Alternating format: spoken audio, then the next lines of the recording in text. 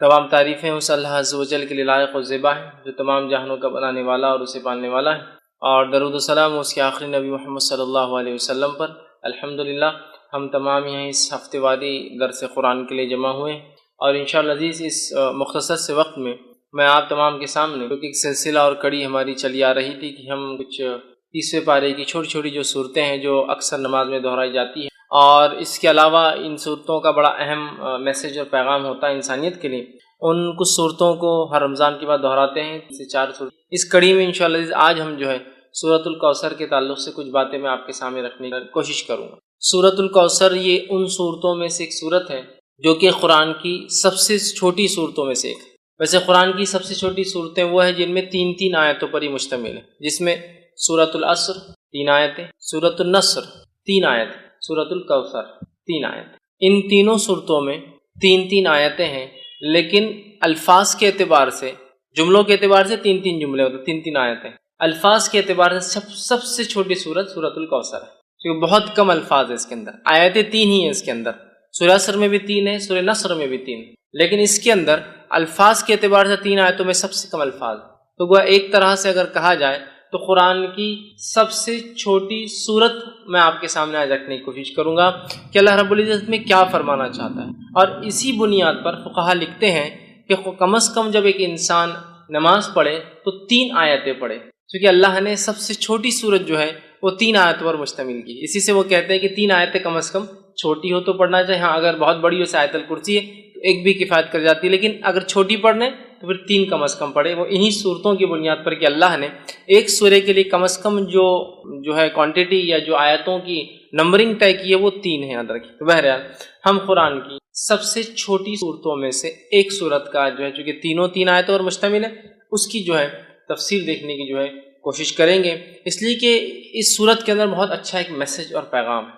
اس صورت کے تعلق سے جو ہے یہ بات میں علماء نے اختلاف کیا ہے کہ یہ مکی ہے مدنی، کچھ نے کہا نہیں مدینے میں بھی یہ ہو گئی تھی، کچھ نے کہا نہیں یہ مکہ میں ہوئی تھی۔ بہرحال جو بھی اس کا پس منظر رہا ہو، اور اس کے پیچھے کچھ بیک گراؤنڈ بھی علماء بتاتے ہیں کہ کیا اس کے پیچھے پس منظر رہا ہو، انشاءاللہ عزیز اس میں ایک بات جو واضح سامنے آتی وہ یہ ہے کہ جب نبی اکرم صلی اللہ علیہ وسلم کے پے در پے ایک کے بعد ایک بچوں کا انتقال ہوا، اور بالخصوص لڑکوں کا انتقال ہوا، جس پر آپ کو ویسے 3 لڑکے تھے، ایک قاسم جس کے نام سے آپ ابو القاسم آپ کی کنیت ہوئی جو پہلے تھے، ایک ابراہیم تھے اور ایک عبداللہ تھے۔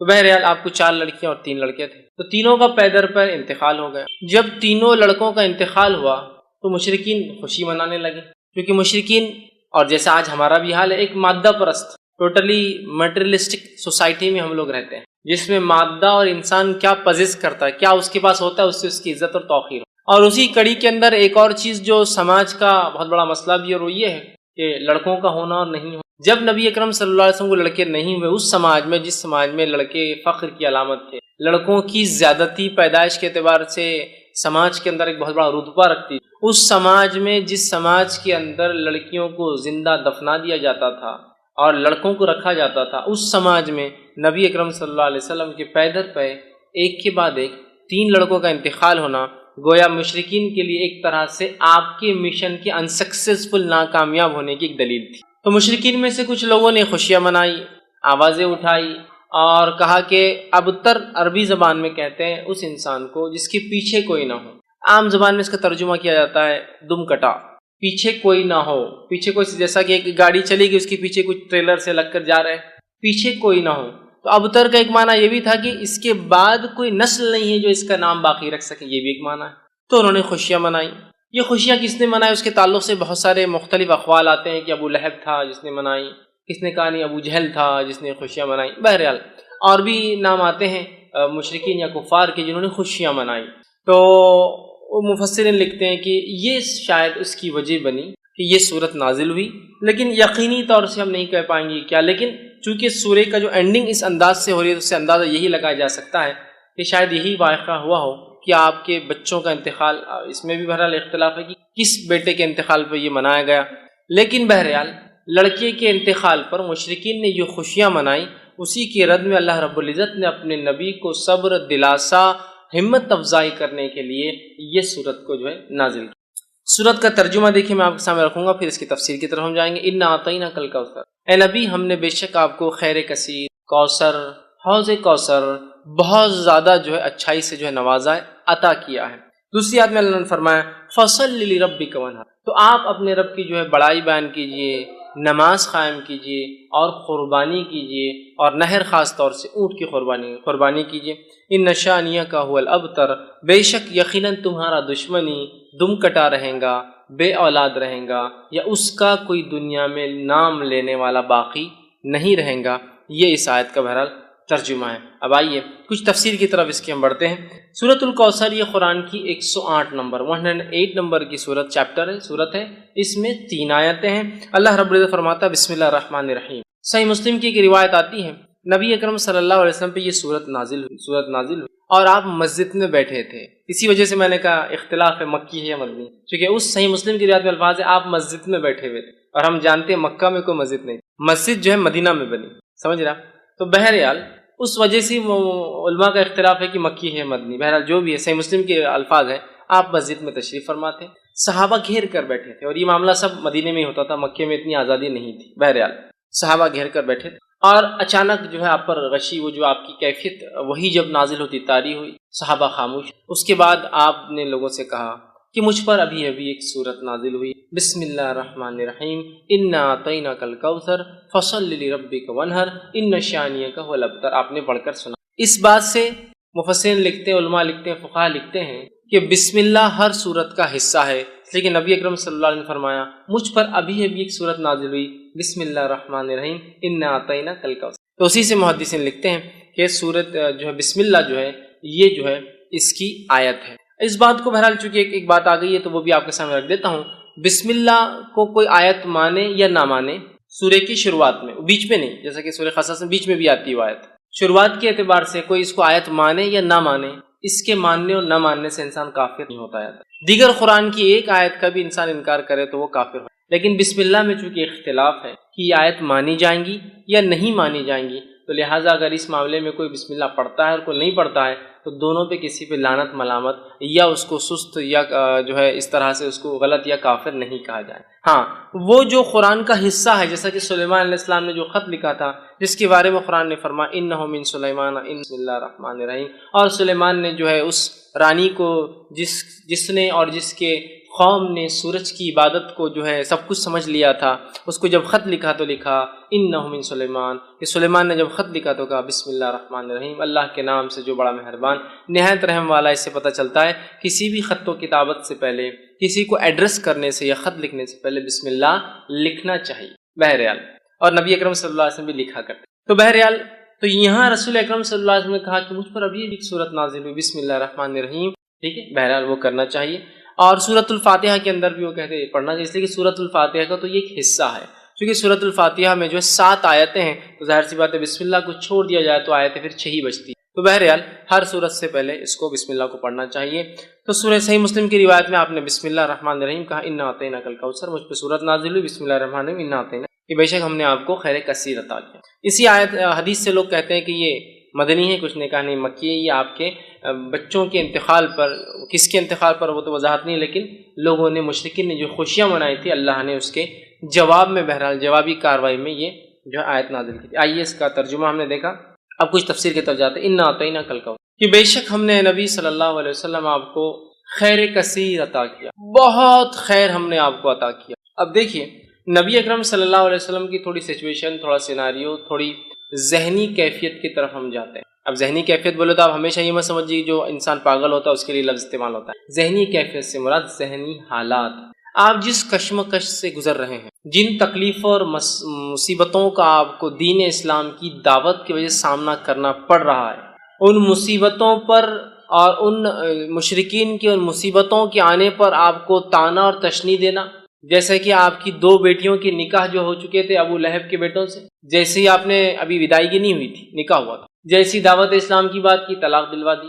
نبی اکرم صلی اللہ علیہ وسلم اور دیگر انبیاء علیہ الصلوۃ والسلام یہ انسان تھے، یاد رکھیں، فرق یہ تھا کہ ان تک اللہ وحی بھیجتا تھا اور یہ چنے ہوئے لوگ تھے، اسی سے لفظ مصطفیٰ آتا ہے، اللہ جس کو چن لیتا ہے۔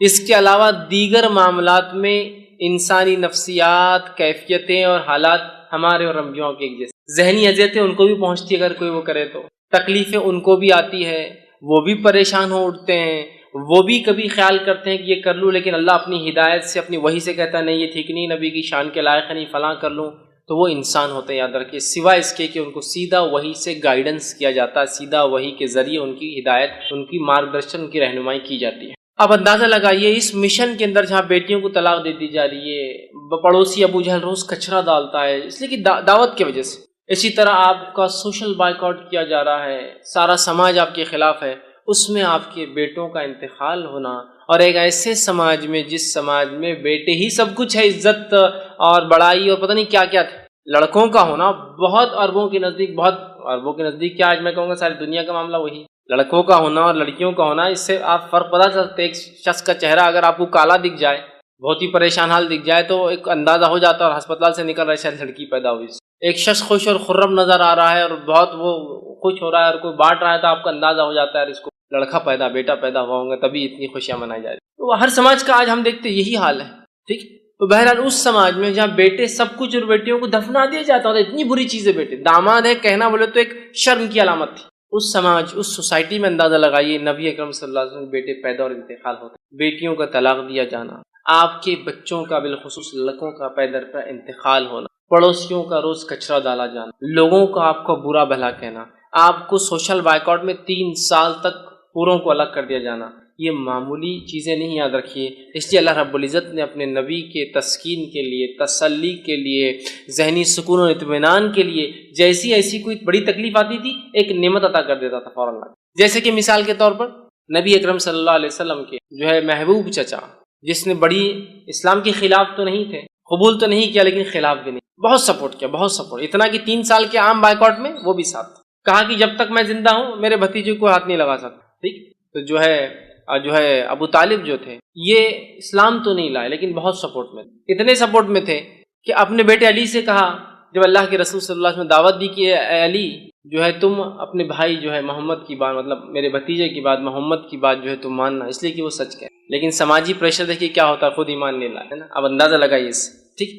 تو جو ہے تکلیف دی جا رہی تھی اس زمانے میں، اس ستم میں انہوں نے آپ کی مدد کی، یہ انتقال کر جاتے، مشرکین جو ہے خوش ہوتے ہیں، اور یہ بات بھی یاد رکھیے بلال رضی اللہ عنہ ایک طرف ہے، اور جو ہے سمیہ رضی اللہ عنہا کو جو ہے شہید کیا جا رہا ہے نا، اور کئی خاندانوں کو جو غلام تھے اور کمزور تھے مالی اعتبار سے، تکلیف جن میں لڑکوں کی مردوں کی کمی تھی، جو عربوں میں طریقہ دبا دیا جاتا تھا، تکلیف دی جا رہی تھی، اسی سماج، اسی سوسائٹی کے اندر جو ہے ابو طالب کا نبی اکرم صلی اللہ علیہ وسلم کو مدد کرنا یہ بہت بڑی بات تھی، یاد رکھیے بہت بڑا سپورٹ تھا یہ، اور اتنا بڑا سپورٹ تھا کہ ان تمام کو تکلیف دی جا رہی تھی لیکن رسول اکرم صلی اللہ علیہ وسلم کی طرف کوئی آنکھ بھی ایک عام زبان میں اٹھا کر نہیں، مطلب جو تکلیفیں دوسروں کو پہنچ رہی تھی اس کے مقابلے میں آنکھ بھی اٹھا کر نہیں دیکھ رہا تھا، کیوں؟ اس لیے کہ سب کو پتا تھا کہ ابو طالب لیڈر ہے، ایمان تو نہیں لائے ہیں، محمد صلی اللہ علیہ وسلم کے دین پر تو نہیں ہے، لیکن پورا سپورٹ ہے، ہاتھ تو نہیں لگا سکتے، یہی وجہ تھی کہ ہاتھ نہیں لگایا۔ اور جتنی باتیں آتی ہیں کہ آپ کا گلا دبایا گیا، آپ کے اوپر اونٹ کی وجڑی رکھ دی گئی، یہ تمام باتیں ان کے انتقال کے بعد کی، تب تک تو کسی نے ہمت نہیں کی، یہی وجہ تھی۔ ان کا انتقال ہوتا ہے تو آپ کے ایک یہ ذہنی سپورٹ بھی تھے، چچا تھے، بڑی محبت تھی، اور والد کے بعد جو ہے اور دادا کے بعد انہوں نے ہی پالا، والد تو انتقال کر گئے تھے پہلے، دادا نے وہ کیا، اور دادا کا انتقال بھی 6 سال کی عمر میں ہوگا، تب سے لے کر انہوں نے کفالت کی اور مددگار بھی تھے اسلام کے۔ دوسرا فوراً اس کے بعد جو ہے آپ کی بیوی کا، جو اب تک ایک ہی بیوی تھی آپ کی، خدیجہ رضی اللہ عنہا، ان کا بھی انتقال ہو جاتا ہے، آپ بڑے غمزدہ اور مایوس، ایک طرح سے آپ جو ہے پریشان ہیں، ایک طرف چچا کا سپورٹ جو دین کے لیے مفید تھے، ایک طرف بیوی کا سپورٹ جو گھر سے ایمان والی تھی اور مدد کرتی، پہلے ایمان والی، یاد رکھیے پہلے ایمان لانے والوں میں یہی فرسٹ جو کسی نے اسلام لایا وہ ایک عورت تھی، پہلا جو اسلام کے لیے شہادت دی وہ بھی ایک عورت تھی، بہرحال تو پہلی تھی، آپ غمزدہ ہوئے، اللہ نے آپ کو معراج کا سفر، معراج اسی وقت ہوئی نا، دونوں کے انتقال کے بعد معراج ہوئی، سفر کرا دیا تاکہ وہ جو غم اور وہ ذہنی تکلیف تھی ہٹ گئی، جب غائب کے معاملات آپ دیکھ کر آ گئے، تو اللہ ایسے ہی کرتا ہے۔ اب دیکھیں نبی کو تکلیف دی جا رہی ہے، بیٹے کا انتقال ہو گیا، لوگ مذاق اڑا رہے، ایک آیت آ رہی ہے، ایک سورت آ رہی ہے، غم کی کوئی ضرورت، یہ کہہ رہے ہیں کہ تمہارا لڑکا انتقال کر گیا، تمہارا بیٹا مر گیا، کوئی مسئلہ نہیں، نہ آتا ہی نہ کل کا سر، ہم نے تم کو خیر کثیر عطا کر دیا نا، کیوں تم غم کر رہے ہو چھوٹی موٹی چیزوں پہ دنیا میں جو کھو رہی ہے تم سے، خیر کثیر عطا کر دیا، بہت زیادہ خیر ہم نے آپ کو اے نبی نواز دیا، یہ کسی بھی شکل میں ہو سکتا ہے، دنیا کی نعمتوں کی شکل میں، اور ہم نے دیکھا نبی اکرم صلی اللہ علیہ وسلم کی زندگی میں آپ لیڈر کہلائے، آپ نے جو ہے ایک ملک کے آپ سربراہ کہلائے، اور جس زمین سے آپ کو بے بس اور بے سہارا اور تکلیف دے کر نکالا گیا تھا، اس زمین پر اللہ رب العزت نے آپ کو ایسے واپس غلبے کے ساتھ لایا کہ جو مشرکین اور جو آپ کے دشمن تھے وہ گھٹنے کو بل آ چکے تھے، جن کے پاس منہ کھولنے کے لیے کوئی چارہ نہیں تھا۔ مطلب اللہ نے ایسا نوازا کہ ایک انسان جس کو 13 سال تکلیف دے کے اپنے شہر سے نکالا گیا، جب واپس اپنے شہر میں آتا ہے تو ایک فاتح کی حیثیت سے، اور آج سب خطر اس کے جو ہے گھٹنوں پر آ جاتے ہیں۔ دیکھیے 10 سال کے اندر اللہ وہ دیتا ہے، یہ بھی خیر کثیر۔ اسی طرح جو ہے دنیا کی نعمتوں کے اعتبار سے جس شخص کو یا جس دین کے لیے قدم رکھنا ممکن نہیں تھا مکہ شہر میں، آج اس دین کی ایک اپنی سلطنت، ایک حکومت اللہ نے آپ کی زندگی میں بنا دی، یہ خیر کثیر ہے۔ اسی طرح دیگر بہت ساری نعمتیں جو نبی اکرم صلی اللہ علیہ وسلم کو جسمانی اعتبار سے، صحت کے اعتبار سے، بیویوں کے اعتبار سے، اولاد میں لڑکیوں کے اعتبار سے دی گئی، اور صحابہ کے اعتبار سے جو ساتھی اور دوست دیے گئے، یہ بھی خیر کثیر اس میں شامل ہے۔ تو کہا انا اعطیناک کل کوثر، آپ ایک اپنے بیٹے کے انتقال پہ جو لوگ خوشیاں منا رہے ہیں، آپ غمزدہ کیوں ہوتے ہیں نبی؟ ہم نے تو آپ کو خیر کثیر عطا کر، بہت کثرت سے خیر عطا کیا۔ اس کا ایک معنی یہ بھی آتا ہے جو مفسرین لیتے ہیں، ہم نے آپ کو حوض کوثر عطا کیا۔ حوض کوثر کیا ہے؟ حوض کوثر جنت کی ایک نہر ہے۔ وہ نہر کے اطراف کے بہت سارے حالات، وہ کیسی دکھتی ہے، کیا ہوتی ہے، بہت ساری تفصیلات ہوتی ہے۔ ایک روایت میں آتا ہے اس کے اطراف پرندے بھی ہیں۔ ابوبکر صدیق رضی اللہ عنہ بیٹھے تھے کہ اللہ کے رسول، نہر کا پانی تو بڑا اچھا ہوگا، تو کہا شہد سے بھی زیادہ میٹھا ہے، دودھ سے بھی زیادہ سفید ہے، ٹھیک ہے، بڑی اس کی خصوصیتیں ہیں۔ کہا اس کے اطراف پرندے ہیں، تو کہا بہت اچھا منظر ہوگا، تو کہا پرندے کھانے میں بھی ابوبکر بڑے اچھے ہوں گے، وہ اس میں پرندے ہوں گے، وہ ایک نہر ہے جو جنت سے نکلتی ہے، اور اسے کوثر اس لیے کہا گیا کہ اس پہ اتنے پیالے ہیں جن سے جو لوگ جنت میں داخل ہوں گے ان کو پلایا جائے گا۔ اس کے پانی پینے کے بعد انسان کو پھر کبھی پیاس نہیں لگیں گی، وہ جنت میں کھائیں گا بھی پیئیں گا بھی، لیکن اس کی ضرورت محسوس نہیں ہوگی پینے کی، اس کوثر کے پانی پینے کے۔ وہاں اتنے سارے گلاس ہیں کہ آپ صلی اللہ علیہ وسلم نے فرمایا، مطلب پینے کے مرتبان ہیں کہ آپ نے فرمایا جیسے آسمان کے ستارے، اتنے مرتبان ہیں، اتنے پیالے، اتنے گلاس ہیں جس میں آپ خود پلائیں گے۔ اور وہاں آپ فرماتے میرا ممبر لگایا جائے گا، اور وہاں میں کھڑا ہوں گا، اور پھر لوگ آتے جائیں گے، میں انہیں اب پانی دیتا جاؤں گا، جو اس کا پانی ایک بار پی لیں گا وہ کبھی پھر زندگی میں پیاس محسوس نہیں کریں گے۔ جنت میں لوگ پئیں گے لیکن ضرورت نہیں رہیں گی، محسوس نہیں ہوں گی لیکن پئیں گے، یہ ایک الگ چیز، مطلب آپ کو کوئی چیز کی ضرورت نہیں لیکن پھر بھی آپ رکھتے ہیں اس کو، ایک الگ چیز۔ تو یہ کوثر ہے۔ تو کہا ہم نے آپ کو حوض کوثر عطا، جس کا پانی پی کر لوگ پیاس محسوس نہیں کریں گے، جس پہ اس کثرت سے لوگ پانی پئیں گے، جس کی وجہ سے کوثر اسے، اس کثرت سے پیالے ہیں، اور ہر ایک انسان کو ایک پیالہ۔ اور آسمان کے ستارے کتنے ہیں؟ میں سمجھتا ہوں یہ ممکن نہیں ہے ہمارے لیے، ٹریلینس آف سٹار، صرف ایک ایک چھوٹی چھوٹی گیلیکسیز ہوتے ہیں، ٹریلینس، تو اتنے اس کے پیالے، اسی وجہ سے کوثر کہا۔ تو ہم نے آپ کو حوض کوثر عطا کیا۔ حوض کوثر کا جو واقعہ ایک صحیح مسلم میں آتا ہے، آپ نے فرماتے میرا ممبر لایا جائے گا، میں کھڑا ہوں گا، لوگ آ رہے ہوں گے، میں پانی پلا رہا ہوں گا، اور کچھ لوگ آ رہے ہوں گے تو انہیں دھکے دے کر پیچھے کیا جائے گا، میں کہوں گا فرشتوں یہ میری امت کے لوگ ہیں، انہیں آنے دو، انہیں آنے دو۔ فرشتے کہیں گے اللہ کے رسول صلی اللہ علیہ وسلم آپ کو نہیں پتہ آپ کے جانے کے بعد انہوں نے کیا کیا؟ آپ سے کہیں گے کیا کیا؟ وہ کہیں گے انہوں نے آپ کے جانے کے بعد آپ کے دین میں بدعتیں ایجاد کی۔ بدعت مطلب نئے نئے کام کیے، نئے نئے اعمال کی جو آپ نے نہیں بتائے تھے۔ آپ سے کہیں گے سحقاً، دور لے جاؤ، میں نظر دور لے جاؤ، اس لیے کہ میرے جانے کے بعد یہ کیا دین کے ساتھ انہوں نے۔ تو بدعتی لوگ اس حوض کوثر پہ سے پانی نہیں پی۔ اس سے ایک مسئلہ یہ بھی نکلتا ہے نبی اکرم صلی اللہ علیہ وسلم کو امت کے اعمال کا پتہ نہیں ہے، اسی لیے آپ کو کہا جائے گا آپ کو پتہ نہیں کیا کیا گیا۔ لیکن یہاں لوگ ایک چیز لاتے نہیں، نبی اکرم صلی اللہ علیہ وسلم کو یہ تو پتہ ہوگا کہ میری امتی ہے نا، تو یاد رکھیے یہ تو آپ کو بتایا جائے گا، اور ہر امت پہچانی جائیں گی۔ کچھ روایتوں میں آتا ہر کسی کے پیچھے جھنڈے ہوں گے، فلیگز ہوں گے جس سے پہچانے جائیں گے کون ہے۔ یہ تو کوئی ناممکن بات نہیں کہ اللہ کے رسول پہچان لیں گے، تمام انبیاء پہچان لیں گے اپنی امت کو، ہر امت ایک جھنڈے تلے ہوں گی، فلیگز ہوں گے ان کے، وہ کیسے واللہ عالم پہچانے جائیں گے، سمجھ رہا؟ یہ تو آپ کو بتایا جائے گا لیکن آپ کو پتہ نہیں ہوگا امت نے کیا کیا، اس لیے کہ آپ عالم الغیب نہیں۔ تو یہاں پتہ چلا اس خیر کثیر کو اگر حاصل کرنا ہے ایک امتی کو، تو اسے چاہیے کہ نبی اکرم صلی اللہ علیہ وسلم کے دین میں بدعت ایجاد نہ کرے، ورنہ حوض کوثر پہ سے اس کو پیچھے کر دیا جائے گا، عام الفاظ میں کہوں تو ہکال دیا، اور اسے پانی نصیب نہیں ہوگا۔ تو جو جام کوثر پینا چاہتا ہے اپنے نبی کے ہاتھ سے، تو اسے چاہیے کہ اپنے نبی کے طریقے پہ ساری زندگی، اور اس میں کوئی چیز نہ کمی کرے نہ کسی چیز کا اضافہ کرے، ورنہ اس حوض کوثر پہ سے اسے نکال دیا۔ تو کہا ان اعطینا کل کوثر، اے نبی ہم نے آپ کو خیر کثیر حوض کوثر عطا کیا. اور دونوں باتیں درست ہیں، اس لیے کہ حوض کوثر خود ایک خیر کثیر کا حصہ بھی ہو سکتی ہے، بہت زیادہ خیر کا حصہ. دنیا میں مختلف چیزوں کے اعتبار سے خیر ہم نے آپ کو عطا فرمایا، اور آخرت میں دیکھیے صحابہ خود ایک جو ہے نبی اکرم صلی اللہ علیہ وسلم کو ایک خیر کثیر جو عطا کیا تھا، اس کی ایک علامت ہو سکتے ہیں کہ عیسیٰ علیہ السلام کے حوارین کی تعداد 11 یا 12 آتی ہے. آپ سے خود فرماتے ہیں کچھ انبیاء ایسے ہوں گے روز قیامت جو اکیلے آ جائیں گے، ایک بھی فالوور، ایک بھی ماننے والا نہیں. کچھ کے پیچھے 2 ہوں گے، 1 ہوں گے، کچھ کے پیچھے 2 ہوں گے، کچھ کے پاس 80 ہوں گے، بس اتنے ہوں گے. اور میں دیکھوں گا بنی اسرائیل بہت تعداد ہے موسیٰ علیہ السلام کی امت، اور میں امید کرتا ہوں کہ میری قوم اس سے زیادہ ہوں. اور پھر آگے آپ نے فرمایا کہ تم جو ہے اولادیں پیدا کرو، اس لیے کہ میں اس روز جو ہے تمہاری تعداد پر فخر. سمجھ رہے ہیں بات؟ تو آپ دیکھیے، تو یہاں انبیاء کی حالات دیکھیے کہ ایک بھی نہیں ہے، 1 ہے، 2 ہے، 30 40 50 100 80 ہے نا. بنی اسرائیل سیکنڈ ٹو امت محمدیہ ہونے والی نیکسٹ ہوں گی، اس لیے آپ نے کہا امید ہے میری امت جو ہے سب سے زیادہ ہوں گی، بنی اسرائیل کو بھی پیچھے چھوڑ دیں گے میرے امت، اتنے تعداد کے اعتبار سے زیادہ ہوں. تو دیکھیے صحابہ کی تعداد دیکھیے، کچھ انبیاء کو تو ایک بھی نہیں ملا ہے صحابی. اللہ کے رسول صلی اللہ علیہ وسلم کو ایسے صحابہ ساتھی کو کہتے ہیں، یاد رکھیے اصحاب جو ہے ساتھی کو کہتے ہیں عربی زبان میں. ٹھیک، تلاميذ اسٹوڈنٹ نہیں تھے، یہ ساتھی، اور ساتھی جنرلی کیلیبر کا ہوتا ہے بہت، اسی لیے اس کو اصحاب کہا جاتا ہے. ٹیچر اور اسٹوڈنٹ کو کبھی بھی ساتھی نہیں کہیں گے آپ، 2 اسٹوڈنٹس کو ساتھی کہا جاتا ہے. یہاں دیکھیے اصحاب کہا گیا اس لیے کہ اللہ نے ان کو تیار کیا گیا، اللہ نے تیار کیا تھا. اور اللہ نے خود قرآن میں بیان کیا کہ صحابہ کی مثال توریت اور انجیل میں بھی اللہ نے دی. تو گویا صحابہ بھی چوزن پیپل تھے، سلیکٹڈ پیپل تھے، چنے ہوئے لوگ تھے. بہرحال تو یہ بھی خیر کثیر.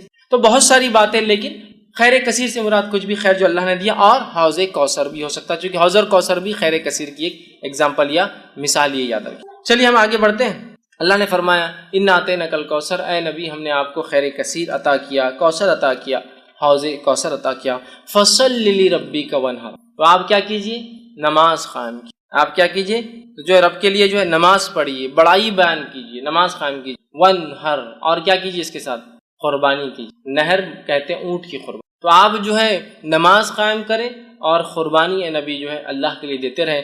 گویا اس سے ایک بات پتہ چل رہی وہ یہ ہے کہ ایک آیت میں تو کہا ہم نے آپ کو خیر کثیر عطا کیا، خیر کثیر عطا کرنے کے بعد دوسری آیت کیا بول رہی کہ آپ نماز پڑھیے اور قربانی دیجیے. اس سے ایک بات پتہ چلتی ہے کہ نماز قائم کرنا اور قربانی دینا یہ ایک طرح سے شکرانہ ہوتا ہے جو اللہ مختلف نعمتیں ہمیں عطا کرتا ہے. اس لیے کہ دیکھیے یہاں بالکل واضح طور سے کہا گیا کہ آپ نماز قائم کیجیے اور کیا کیجیے؟ ساتھ جو ہے قربانی دیجیے. مطلب نماز قائم، پہلے تو کہا خیر کثیر دیا، فوراً کہا نماز قائم کیجیے اور قربانی. مطلب گویا نماز اور قربانی ایک طرح سے شکرانہ ہوتا ہے کسی عمل کے بدلے یا کسی چیز کے بدلے جو اللہ ہمیں جو ہے عطا کرتا ہے. تو اللہ جو چیز عطا کرتا ہے یہ ایک طرح سے اس کا بدلہ ہو سکتا ہے. تو یہ بات کو ہم بھی ذہن میں رکھیں. اللہ نے کسی بھی قسم کا ہمیں خیر دیا تو نماز ایک بڑی بہترین چیز ہے اس خیر کے لیے شکرانہ ادا کریں کہ اللہ تیرا شکر ہے کہ تو نے یہ فلاں فلاں چیز. ٹھیک. اور قربانی دینا یہ بھی بڑی اہم چیز ہے. قربانی دینے سے اللہ خوش ہوتا ہے، جیسے کہ آپ صلی اللہ علیہ وسلم نے فرمایا 10 ذی الحجہ کو، جس کو عام زبان میں بقرعید کہتے ہیں، 10 ذی الحجہ کو جانور ذبح کرنے، نہر خون بہانے سے زیادہ کوئی عمل اللہ کو بہت محبوب عمل ہے قربانی ہے. کہ اللہ ہم جانور کی قربانی دے کے اعلان کرتے ہیں کہ وقت آنے پر ہر چیز تیری راہ میں ہم قربان کر دیں گے، اعلان ہوتا. تو یہاں کہا کہ فصل لربک، تو نماز قائم کی. تو گویا دیکھیے اشارہ ہو گیا ہے کہ اگر اللہ بھی ہمیں کوئی نعمت یا شکر دے تو ہم کیا کریں؟ نماز قائم کریں. اور نبی اکرم صلی اللہ علیہ وسلم کے تعلق سے ابوبکر صدیق رضی اللہ عنہ فرماتے ہیں اللہ کے رسول صلی اللہ علیہ وسلم کو جب بھی کوئی خبر پہنچتی اچھی، آپ سجدے میں گر جاتے. کوئی مصیبت آتی، کوئی آندھی آتی، کوئی طوفان آتا، کوئی پریشانی ہوتی، آپ مسجد کی طرف بھاگتے، مطلب نماز پڑھتے. خوشخبری آئی تو نماز، سجدے میں گرنا، مصیبت آئی تو نماز دونوں کے لیے حل ہے. اور اللہ نے اس بات کو سورہ بقرہ میں فرمایا، بیان بھی کیا، وَاسْتَعِينُوا بِالصَّبْرِ، مانگو اللہ سے صبر اور نماز کے ذریعے مانگنا ہے ہم کو یاد رکھنا. تو یہاں شکرانہ بھی ہے نماز، حاجت کے لیے دعائی ہے نماز، دعا کی ایک قسم ہے نماز، اللہ کا ایک فریضہ فرض کردہ ایک حکم بھی ہے نماز. بہت ساری چیزیں نماز یاد. نماز کے اتنے فوائد ہیں کہ ہم گنتے جائیں تو ممکن نہیں یاد رکھیں کہ ہم ایک جگہ جمع کریں، اتنے فوائد ہیں. بہرحال یہاں کا فصل لربک وانحر کہ آپ جو ہے نبی نماز قائم کی اور قربانی دیجیے اپنے رب کے لیے. ٹھیک ہے. تو یہاں قربانی کا حکم دیا گیا، نماز کا حکم دیا. ہم بھی جب بھی اللہ تعالیٰ کوئی نعمت عطا کرے تو ہم بھی قربانی دیں، نماز پڑھیں اور قربانی دیں. تو کہا فصل، تو نماز قائم کرے، وانحر اور قربانی دیں. اس سے ایک بات اور پتہ چلتی ہے کہ نماز اور قربانی دو ایسے اعمال ہیں جو خالص اللہ کے لیے ہونا چاہیے. اس لیے کہ نبی کو کہا جا رہا ہے اے نبی نماز پڑھیے اور قربانی دیجیے. یہ دونوں اعمال خالص اللہ کے لیے ہونا چاہیے، یاد رکھیے۔ تو کہا نماز قائم کی، قربانی کی۔ ان شانئک هو الابتر، بے شک تیرا دشمن ہی بے نام و نشان رہنے والا ہے۔ اب آیا معاملہ اس آیت کی طرف جس کی وجہ سے علماء کہتے ہیں کہ یہ آیت اس وجہ سے نازل ہوئی۔ واقعہ ہے کہ آپ کے بیٹوں کا پے در پہ ایک کے بعد ایک انتقال کر جانا، اللہ تعالیٰ کی اس میں کیا حکمت رہیں گی واللہ عالم، اللہ بہتر جانتا ہے کیا حکمت رہی ہے۔ لیکن علماء جو حکمتیں دیتے ہیں ان میں سے ایک حکمت یہ ہے جو ہو سکتی ہے کہ اللہ نے آپ کو لڑکی عطا نہیں کی، تو یہ کہ آج دیکھیے جو نبی کے خاندان سے سیدھے نہیں ہیں ان کو کتنا زام ہے اپنے اس خاندان سے ہونے کا۔ سیدھے ہو جاتے تو پتہ نہیں کیا کرتے تھے، سمجھے نا، بیٹیوں سے برانچز چل رہی ہے، چچیرے بھائیوں سے برانچز چل رہی ہے، تو کتنا زام ہے۔ خاندان سے تو دور، خالی اس علاقے کا ہونے کا زام دیکھیے، ہم فلاں ہیں، قومی زام، سمجھ رہے، خاندان تو دور، خالی علاقے سے ہونے کا زام دیکھیے لوگوں میں، ہم فلاں علاقے سے، ہم فلاں زبان بولنے والے۔ شاید یہ حکمت رہی، اللہ اس معاملے کو رکھنا ہی نہیں چاہتا تھا، ختم کر دینا چاہتا۔ اس کے آگے واللہ وہ اللہ ہی جانتا ہے بھائی کیا وجہ ہو، لیکن یہ حکمت ہو سکتی، سمجھ رہا بات کو۔ تو اللہ نے آپ کے لڑکوں کو حیات نہیں رکھا۔ مشرکین جب آپ کے لڑکے کا انتقال ہوا تو مشرکین نے خوشیاں منائی اور کہا اب تو محمد کا نام لینا کوئی نہیں ہے، اس کا مشن آگے چلنے والا نہیں، اس کی تحریک یہیں ختم ہو جائیں گے۔ اور ظاہر سے کوئی بھی تحریک کے لیے کیا لگتا ہے آپ کو معلوم، تحریک لڑکیوں سے نہیں لڑکوں سے، سمجھا، تحریک چلانا ہے۔ زکریا علیہ السلام اللہ سے دعا کر رہے ہیں، تو زکریا علیہ السلام کی دعا ہے اللہ مجھے کہ لڑکا عطا کر، اس لیے کہ لڑکی نبی نہیں ہو سکتی۔ اور بنی اسرائیل میں ایک طریقہ تھا، اللہ کیا کرتا تھا، ایک خاندان میں پھر اسی خاندان میں لڑکے دیتا تھا جو نہ انبیاء بنتے تھے۔ زکریا علیہ السلام جانتے تھے کہ اب اس قوم کو ایک نبی کی ضرورت ہے اور نبی لڑکا ہو سکتا ہے، لڑکے کی دعا کیا، کیوں؟ اس لیے کہ انہیں ایک جو ہے وارث چاہیے تھا، ایک نبوت کو آگے لے کے چلا۔ بنی اسرائیل میں ایک زمانہ آیا کہ تقریباً بنی اسرائیل کے مرد قتل کر دیے گئے تھے، ایک عورت حاملہ باقی تھی۔ سارے لوگوں نے مل کر دعا کی اللہ اس سے لڑکا پیدا اور وہ نبی ہو، اس لیے کہ اب نسل نہیں، اور اللہ اس نسل میں اولاد دیتا تھا۔ روایت میں آتا ہے کہ اللہ نے اس عورت جب اولاد پیدا ہوئی لڑکا تھا اور اس لڑکے کا نام رکھا گیا شمون، اور وہ شمون علیہ السلام بعد میں چل کے وہ نبی بنے، جو کہ جو ہے طالوت والے واقعے کے اندر آتا ہے کہ طالوت کو ایک ان کے نبی نے جب چنا تو لوگوں نے کہا طالوت کو ہم پر کیوں بادشاہ بناتے ہو، تو نبی نے کہا وقت کی کہ اللہ نے اس کو سمجھداری اور جسمانی طاقت۔ وہ واقعے کے اندر شمون علیہ السلام جب پیدا ہوئے تو وہ آخری لڑکے تھے جو بچے تھے، تو لڑکوں سے چلتی ہے، سمجھ رہے بات۔ تو اب مشن اینڈ ہو رہا ہے ایک طرح سے، ظاہری طور سے تو مشن اینڈ دکھ رہا ہے، لڑکے ختم مشن ختم۔ تو کہا ان نشانی کو الابتر، اللہ جواب دے رہا نبی آپ کو کوئی پریشان ہونے، دل جو ہے اپنے آپ کو جو ہے مایوس کرنے کی کوئی ضرورت نہیں، آپ کا دشمن ہی بے نام و نشان، گویا اس کا دوسرا معنی ہے آپ کا نام و نشان رہنے والا ہے۔ آپ کا دشمن جو آپ کا مذاق اڑاتا ہے، اس کی چاہے ہزاروں اولادیں ہو جائے، یہ بے نام و نشان ہوں گے۔ آج جتنے مشرکین کو ہم یاد کرتے ہیں سوائے سیرت کے، اس کے علاوہ کبھی یاد کرتے ہیں جو مشرکین کے نام آج تھوڑے بہت باقی ہے بڑے بڑے سرداروں کے، اس کے علاوہ جو جنگ بدر میں عہد میں مر کھپ گئے، کون پہچانتا ہے ان مشرکین کو آج؟ کبھی آپ نے سنا مکہ گیا تو یہ کنواں تھا، اس میں 10 مشرکین ڈالے گئے، پہلا یہ تھا، دوسرا یہ تھا، تیسرا یہ تھا، کس کو پرواہ ان کی، مر کھپ گئے، نسلیں چلی ہوں گی لیکن کوئی ان کو نہیں پہچانتا ہے۔ خود ان کی نسلوں نے ایمان لانے کے بعد ان کا نام لینا پسند نہیں کیا کہ ہمارے جد اعلیٰ تھے، یہ ہمارے باپ دادا تھے، یہ ہے نا۔ جب ابو جہل کے گھر والے ایمان لائے تو کچھ صحابہ بعد میں آنے والے لوگ ان کو کہتے تھے کہ ارے تو ابو جہل کی اولاد، تو وہ گئے اللہ کے رسول کے پاس، کہا اللہ کے رسول یہ بار بار ہم کو تانا دیتے ہیں لوگ ابو جہل، تو آپ نے کہا کہ اپنے مردوں کو برا نہ کہو، اس لیے کہ ان کو برا کہنے سے ہمارے زندوں کو تکلیف ہوتی ہے۔ تو یہ ایک مشرک مردے کے بارے میں بات، لہٰذا سے ایک پتہ چلتا ہے کہ ہم مومن مردے کے بارے میں بری بات نہیں کرنا چاہیے۔ مشرک تھا نا، تو کہا اپنے مردوں کے بارے میں ابو جہل کو برا مت بولو، اس لیے کہ اس سے کیا ہوتا ہے، اس کے گھر والوں کو۔ ایک روایت میں آتا ہے کہ عبداللہ ایک مرتبہ، جو کہ عبداللہ بن عبداللہ ان کا نام تھا بن ابے، جو کہ منافقین کا سردار تھا، عبداللہ بن ابے، ان کے بیٹے کا نام بھی عبداللہ تھا۔ تو عبداللہ بن عبداللہ اور کہ اللہ کے رسول صلی اللہ علیہ وسلم لوگ میرے باپ کے بارے میں تانا مارتے ہیں کہ رئیس المنافق تھا، منافق ہوئے تھا، کہ تو نام تو اللہ نے نبی کو بتایا تھا لیکن صفتیں اللہ نے قرآن میں اتنی کھول کھول کے بیان کی مشرکین کی اور اللہ کے رسول نے منافقین کی کہ پتہ چلنا بہت آسان تھا، صحابہ کو معلوم تھا۔ تو آگے کہا میرے باپ کو برا کہتا، آپ نے کہا اپنے مردوں کو برا مت کہو، وہ اپنے انجام کو پہنچ چکے ہیں، تم مردوں کو برا کہنے سے زندوں کو تکلیف۔ تو آج ان کے خاندان والے خود جو ہے نام نہیں لیتے، بے نام ہو گئے، وہ اولاد کے بعد، لڑکوں کے بعد، ہزاروں لڑکوں اور نسلوں کے بعد بے نام۔ کہا تیرا دشمن بے نام رہیں گے۔ تو جتنے دشمنوں کا نام لے بھی لیتے نا ابو لہب کا، صرف اس لیے لیتے کہ سیرت میں آتا ہے، اس کے علاوہ کبھی تذکرے سنے ابو لہب کی مجلس، ابو جہل کی کوئی مجلس سج رہی کہ اس نے کیا کیا کچھ کوئی نام نہیں، ہم ہی کبھی تو لے لیتے، ارے تورے بولتے ہوئے نکل جاتے آگے، کوئی ویلیو نہیں، کوئی نہیں۔ اور نبی اکرم صلی اللہ علیہ وسلم جہاں وہ یہ سمجھ رہے تھے اس کے لڑکا نہ ہونے سے اس کا خاندان ختم، نسل ختم، اور آپ کی عمر بھی تو ہو چلی تھی نا، تو ان کو وہ تھا کہ اب عمر بھی تو ہو جا رہی ہے شخص کی، اس کو اب اولاد نہیں تھوڑی ہوتی بعد میں، اور وہ خوش ہو رہے تھے. اللہ نے کہا تیرا دشمن ہی ہے نبی، بے نام و نشان، دم کٹا، بغیر نسل کی، بغیر اولادیں ہوں گی ہو سکتا، لیکن وہ جو تمہیں کہتے ہیں نا تمہارا نام کوئی نہیں لیں گا. آج ہم دیکھتے ہیں نبی اکرم صلی اللہ علیہ وسلم کا نام ان کے بچوں کے نام سے تو نہیں، مطلب لڑکوں کے نام سے تو نہیں رہا، لیکن آج دنیا میں سب سے زیادہ نام جو رکھا جاتا ہے اور وہ کیا ہے معلوم آپ کو؟ محمد. سب سے زیادہ. ویسے دنیاوی اعتبار سے آتا ہے کہ چین جو نام ہوتا ہے نا، چین، چائنیز نیم، چین، وہ سر نیم سب سے زیادہ ہوتا ہے، لیکن محمد اس سے بھی زیادہ ہے. کیوں؟ اس لیے کہ محمد کے بہت سے ویریئنٹس ہیں. MOHAMMAD، MUHAMMAD، MOHAMMED، سمجھ رہے آپ؟ MUHMED، یہ سب ہے. تو ان کو الگ الگ کیا جاتا ہے. جب 15 آتے ہیں، مطلب چین کے بعد 15 اور نام صرف محمد ہی چلتے ہیں پورے. الگ الگ ناموں سے جو محمد کی سپیلنگز ہوتی ہے، اس ناموں کو اگر لے لیا جائے تو 15 اس کی الگ الگ کیٹیگرائزیشن. تو اگر ان سب کو ملا جائے، چونکہ سب کا مقصد محمد ہی ہے، تو دنیا میں سب سے اول نام جو رکھا جاتا ہے وہ کیا ہے؟ محمد. کچھ نہ بھی ہو تو کم از کم اپنے بچوں کے نام میں والدین پہلے محمد اور پھر فلاں رکھتے ہیں. دیکھیے اللہ کے رسول صلی اللہ علیہ وسلم کوئی لڑکا تو زندہ نہ رہا، لیکن ہر لڑکے کا نام مسلمان محمد رکھتے. آگے کم از کم چلو نام کچھ ہے تو محمد فلاں ہے نا. دیکھیے وہ سمجھ رہے تھے کہ اس کا نام کوئی لینے والا نہیں. آج سب سے زیادہ نام جو ہے محمد دنیا میں رکھا جاتا ہے. وہ سمجھ رہے تھے کہ اولاد کے خاتمے سے نسل ختم ہو جائیں گے، مشن ختم ہو جائیں گا. اللہ نے ہزاروں لاکھوں صحابہ کھڑے کر دی جنہوں نے مشن کو لے کے چلے، آپ کا نام لے کے چلے. ساری دنیا کے اندر درس و تدریس شروع ہے. یہاں ایک درس ابھی ختم ہو رہا ہے تو وہاں کہیں چالو ہو رہا ہے، وہاں ختم ہو رہا ہے تو وہاں چالو ہو رہا ہے، وہاں ختم ہو رہا ہے تو وہاں چالو ہو رہا ہے، کہیں ختم ہوا تو ہم نے چالو کیا، یہاں سے وہ ہو رہا ہے. ساری دنیا میں سیرت بیان کی جا رہی ہے، قرآن کی تفسیر ہو رہی ہے. اللہ کے رسول صلی اللہ علیہ وسلم کا نام اس میں پھر آ رہا ہے، دشمن کا نام تو غائب ہے. اسی طرح کوئی درس و تدریس نہ بھی ہو تو اذانوں کا سلسلہ ساری دنیا میں کنٹینیوس چل رہا ہے، چین میں چل رہا ہے.